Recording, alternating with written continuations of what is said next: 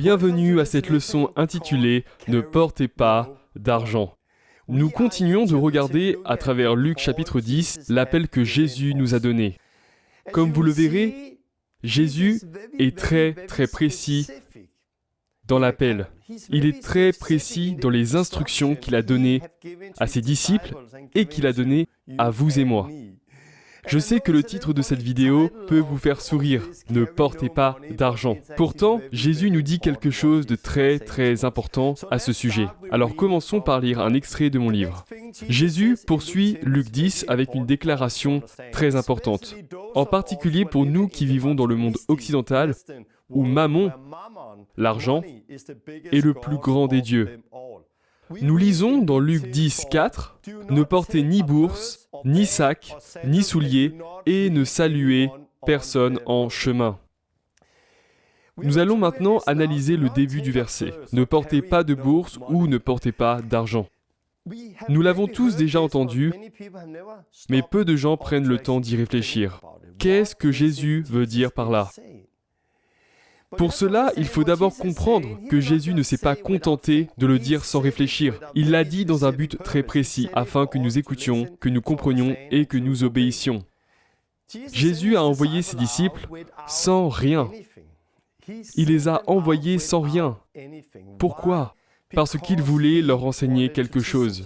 Il a également déclaré qu'ils ne devraient saluer personne en chemin. Et nous y reviendrons dans le « épisode. Mais aujourd'hui, nous examinons la déclaration précédente de Jésus. Ne prenez ni bourse, ni sac, ni souliers. Pourquoi Jésus a-t-il fait ça ? Pourquoi a-t-il envoyé des gens sans, ou du moins en leur défendant de prendre un sac, une bourse ou des souliers ? Pourquoi ? Parce qu'il voulait leur apprendre quelque chose. Il voulait nous apprendre quelque chose à vous et moi. Il veut que nous apprenions à être dépendants de lui et non de notre argent et de ce que nous avons. Et si nous regardons l'Église aujourd'hui, c'est un problème majeur. C'est un gros problème parce que aujourd'hui, dans l'Église, tout ou presque gravite autour de l'argent. Nous sommes tellement dépendants de l'argent dans les églises, dépendants de ce que nous avons. Mais nous ne devrions pas être dirigés par nos richesses. Nous devrions être conduits par le Saint-Esprit et non par l'argent. Permettez-moi de lire une autre partie de mon livre, l'appel de Jésus. Aujourd'hui, dans nos vies et dans nos églises occidentales, tout ou presque est centré sur l'argent. Nous sommes contrôlés par ce que nous avons ou par ce qui nous manque. Pour beaucoup, l'argent est devenu le principal facteur d'émission de la vie de l'Église, etc. Si l'argent est là, nous le ferons, et sinon, nous ne le ferons pas. Mais, dans le royaume de Dieu, l'argent n'est pas le problème. L'argent ne devrait jamais contrôler ce que nous pouvons faire ou ne pas faire. Il nous est vraiment important d'apprendre à être dépendants de Dieu plutôt que de notre argent ou de notre manque d'argent. Nous avons tendance à penser que lorsque nous aurons beaucoup d'argent, nous verrons une percée et pourrons faire beaucoup de choses pour Dieu. Comme si notre croissance ou notre obéissance dépendait de notre argent. Nous nous sommes mis en tête qu'avec de l'argent, nous pouvons faire un tas de choses pour Dieu. Mais sans argent, nous ne pouvons pas faire grand-chose. Nous ne devrions pas penser de cette manière-là. Nous ne devrions pas être dépendants ou contrôlés par l'argent et ce que nous avons. Nous devrions plutôt réaliser que Dieu possède tout l'argent et l'or de ce monde. Tout lui appartient. Et avec lui, nous ne manquons de rien. La Bible nous montre clairement que le manque d'argent n'est pas le problème. Le problème, c'est le manque d'ouvriers. J'ai très rarement entendu des gens parler du sujet que je viens d'aborder. Mais si vous y réfléchissez bien, tant de choses dans nos églises sont influencées par l'argent. Et j'ai rencontré beaucoup de gens me dire « Si seulement j'avais telle somme d'argent et tel équipement, je sortirais et je ferais ceci et cela, comme si l'argent était le problème. » L'argent n'est pas le problème. Pourquoi ?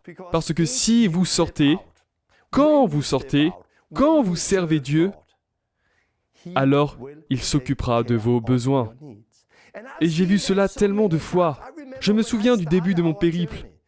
À de nombreuses reprises, ma famille et moi-même n'avions rien, mais nous avons décidé de sortir sur la parole de Dieu. Et quand nous sommes sortis sur la parole de Dieu, nous avons vu qu'il prenait soin de nous. Il a pourvu à nos besoins. Cela a commencé par de petites choses, avec de la nourriture, des vêtements et bien d'autres choses encore. Il a pourvu, et à ce moment-là, nous avons appris à être dépendants de lui. Et puis cette dépendance en lui a grandi et grandi. Et maintenant, ce sont des choses plus importantes. Laissez-moi vous partager un témoignage. Nous avons 3 films, comme vous le savez peut-être. La dernière réforme, La vie, 7 jours d'aventure avec Dieu, et la dernière réforme, Le commencement. Il y a de nombreuses années, lorsque nous avons sorti 7 jours d'aventure avec Dieu, je me souviens encore, j'étais assis avec mon ami Robert et nous discutions de la distribution du film. Et nous avions parlé du fait que nous voulions le distribuer gratuitement. Nous étions d'accord là-dessus, tous nos films sont gratuits. Puis il m'a dit, si c'est un film gratuit mais que les gens doivent payer 5 $ de frais de port, alors ça ne serait pas véritablement gratuit. Il ajouta alors, et si nous proposions aussi une livraison gratuite? Et je l'ai regardé et j'ai dit, mais s'il y a 10 000 personnes qui veulent le film comme la dernière fois, ça reviendrait à 50 000 $. Et nous n'avons pas 50 000 $. Mais à ce moment-là, j'ai senti Dieu me dire, fais-le. Et j'étais nerveux. Nous avions senti Dieu nous dire, faites-le. Non seulement faire ce film gratuitement, non seulement distribuer le film gratuitement, mais aussi l'envoyer gratuitement. Mais c'est 50 000 $. Et nous n'avions pas 50 000 $. Mais si nous agissons sur sa parole, il prendra soin de nous. Une semaine plus tard, je faisais une réunion et une femme est venue me voir. Et je n'avais jamais vécu ça auparavant. Elle est venue me dire, Torben, je sens que Dieu me demande de vous donner 50 000 $. Alléluia. Et nous avons ainsi pu distribuer le film et l'expédier. Combien de films dois-je vendre pour obtenir 50 000 $? Beaucoup. Lorsque nous agissons sur les paroles de Jésus, non seulement il sera avec nous, comme nous l'avons vu précédemment, mais il pourvoira également à nos besoins. Mais pour cela, nous devons commencer à lui obéir dans les petits commencements. Lentement mais sûrement, restons fidèles à Jésus dans les petits détails. Commençons à lui obéir à sa manière. Sortez sur sa parole, trouvez la personne de paix, et alors nous verrons que tout ce qui est écrit dans Luc 10 est vrai, dont le fait qu'il pourvoira à nos besoins. Il est donc très important que nous apprenions à être dépendants de lui. Aujourd'hui, je suis à tel lieu parce que j'ai appris à être dépendant de lui. Si Jésus me dit quelque chose, je le fais. Je ne réponds pas « oui, mais je n'ai pas l'argent pour le faire ». Je ne m'assois pas pour compter si j'ai suffisamment d'argent pour faire ceci ou cela. Non, si Jésus dit « vas-y », alors j'y vais. Parce qu'il prendra soin de nous.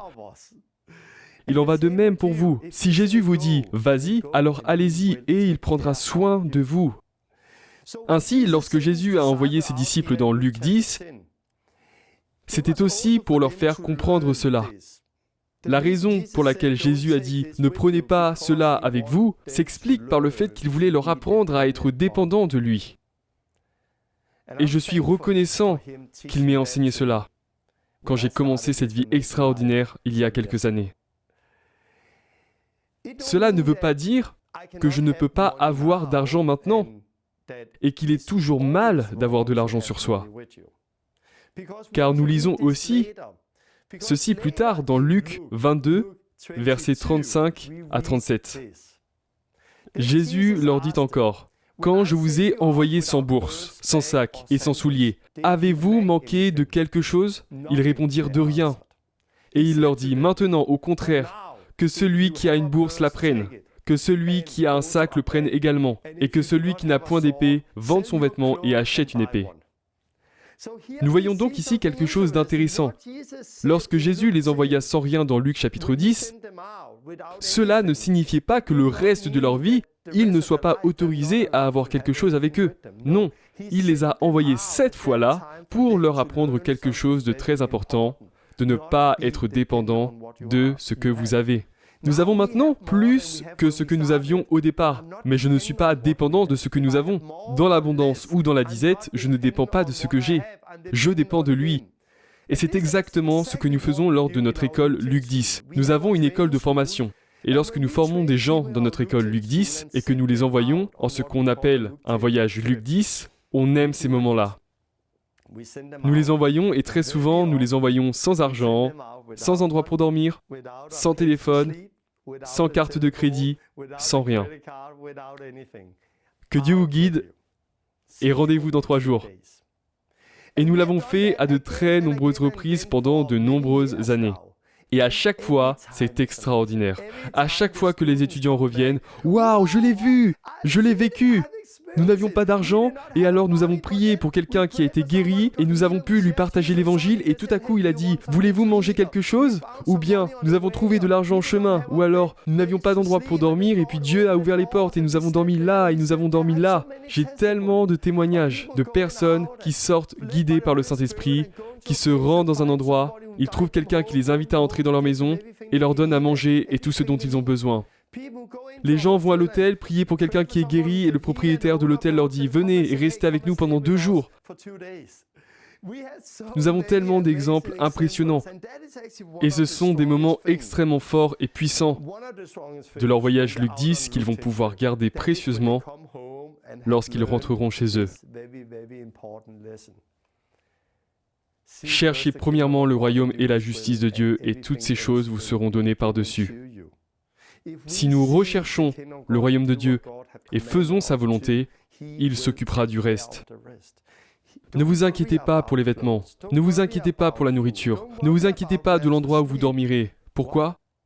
Jésus dit « Regardez les oiseaux, regardez les fleurs, ils ne s'inquiètent pas, Dieu prendra aussi soin de vous et moi. » Et je suis tellement reconnaissant que Dieu nous ait emmenés il y a quelques années dans ce voyage. Un voyage à la dure, parce qu'il est parfois difficile d'apprendre quelque chose de nouveau, mais où il nous enseigna cette vérité capitale, que nous pouvons lui faire confiance, que nous devons lui faire confiance. Et je vous dirai la même chose. Vous devez dépendre de Dieu. Peu importe si vous avez un travail ou non, que vous ayez de l'argent ou pas, de la nourriture ou non, apprenez à chercher Dieu et à faire sa volonté, et voyez comment il s'en occupe.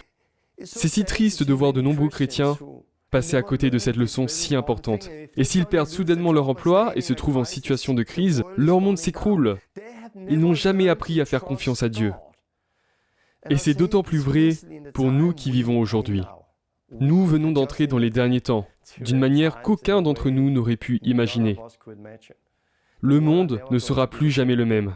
C'est un signal d'alarme pour nous tous. La période que nous traversons sera marquée par une crise économique sans précédent. Nous entrons dans une époque de contrôle et de contrôle. Et si vous devez de l'argent et faites ceci et cela, ça ne sera pas facile pour vous à l'avenir.